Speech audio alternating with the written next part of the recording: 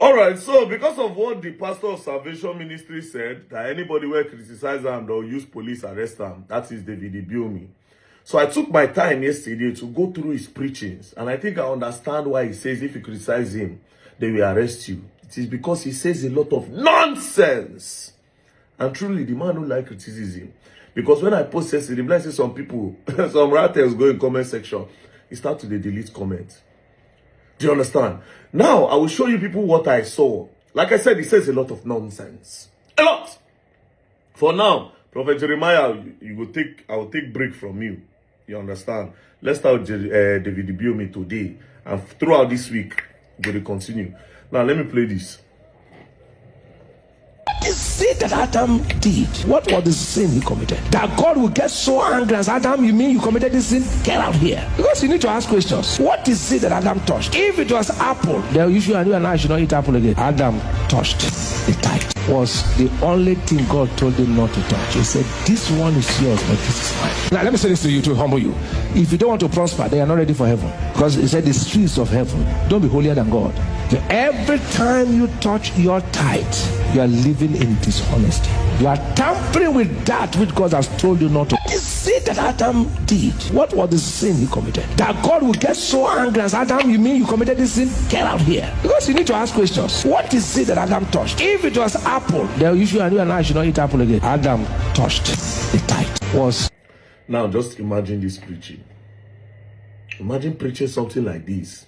Like this now. Because of this preaching, you have scared a lot of people in the church. Like this now, a lot of them will be so scared. Even if they don't get money for tithes, they feel borrow, come pay. Imagine bending the Bible for your own selfish interest. Because you want people to pay tithes. Just imagine it. Now, I don't know much about the Bible. But when I was locked up in prison, I took my time and I studied the Bible a little.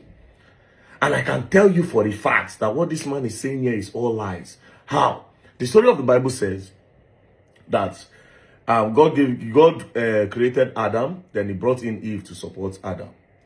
The reason why they were chased out of the Garden of Eden was because God gave them an instruction about the forbidden fruits. And he said, this is the fruit of good and evil. Do not go close to the fruit. And then they went to eat the fruit. Then when they realized that they were naked, God said, okay, these people they now have the knowledge I don't want them to have. So it's now time for them to go out of the kingdom. So leave. Now, he now placed a curse. And he said, from today, man, you shall till the ground. You go suffer, you will sweat before you eat. While women, your punishment is that before you give birth, there will be pains during childbirth. By this time, tithing have not yet existed. Because when their eyes were blind, when they could not see anything, they had everything in the garden.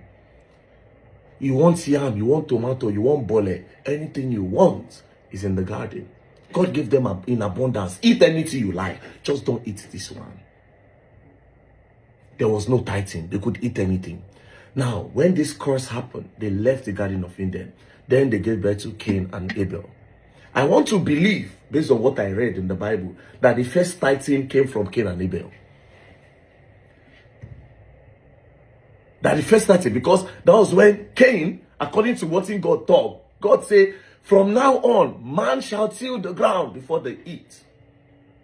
Do you understand? So Cain being a farmer, then Abel being a shepherd, carrying sheep around. You don't go into poultry business and livestock business. Do you understand? Then this guy being a farmer, so it was now time for tithes. That's when I can say there was the first tithes. Going by the Christian religion about tithing, that's when I can say, okay, yes, that is the first tithes, Cain and Abel. So okay, it is appreciation day. Let's go and give God something, which they have now turned to 10% according to the religion now. Pastors of nowadays. Okay, let's give God something. What will I give God that will make God smile? Then Abel said, you know what? Let me give you my finest sheep. The one where no get spots. Then he carried it. And he sacrificed.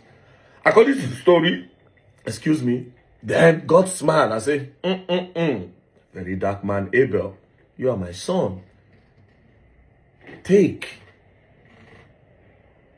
Now Cain, taking his own tithes to God, He go find one fruit where don't spoil because he won't make money. He said, this is the one that we give God. Then he took it to go and give it to God. But God didn't accept it. God said, no. What you cannot eat, you want to give it to me to eat. Is that what you are doing? Me that gave you life? Are you paying for your breath? You are not paying for your breath too. I gave you eyes to see. I gave you hands to work.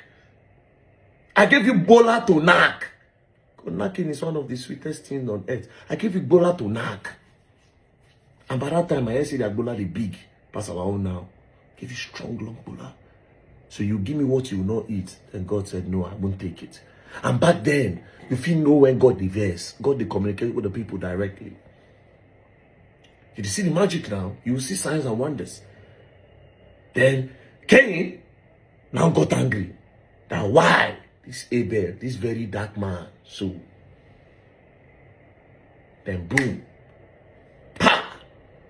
Now that's when I can say the first tithe in the Bible happened. So imagine David ibiyeomi now twisting everything upside down to say the reason why the reason why Adam was sent out of the Garden of Eden is because he did not pay tithe.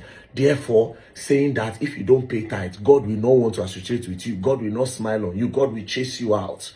So you will come make a lot of your members now. They will fear. They will be so scared to bring the tithes to you. You see the kind of manipulation where they get down. No wonder you said anybody. When criticize you, they go lock them up. I'll be waiting for me to be locked up. I'll be coming to Nigeria very soon. I won't see who won't lock me up. Say I talk about David ibiyeomi. I want to know if we don't have law again. If our police are people that they are paying to go and work. If that's how they work, let's also pay money. We go contribute money for them to pick David ibiyeomi up. Since that's what our police have done to, because indirectly that's what David ibiyeomi is saying. If you criticize me, they will lock you up. It's not that he said, I will make sure I sue you.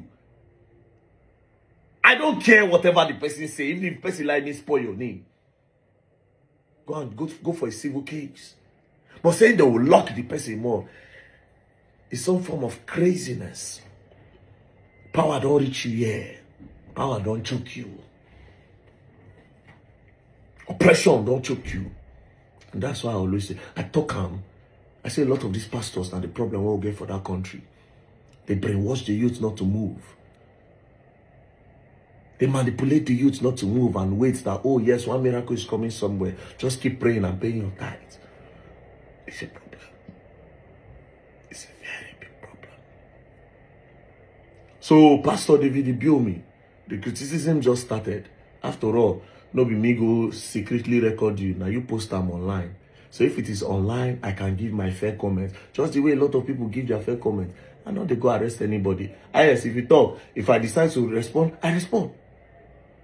Then people who know me go say, okay, yes, this one very dark man talk here. Okay, this one very dark man talk here. We don't like him. Very dark man is being manipulated. Very dark man is this. Very dark man. No problem.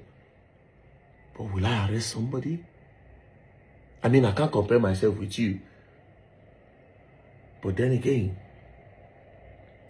you are mortal. You are a human being like me. Be careful, Papa. But this period, you're going to learn and you will learn the hard way. Now, me and you get internet this period. Peace and love, don't play.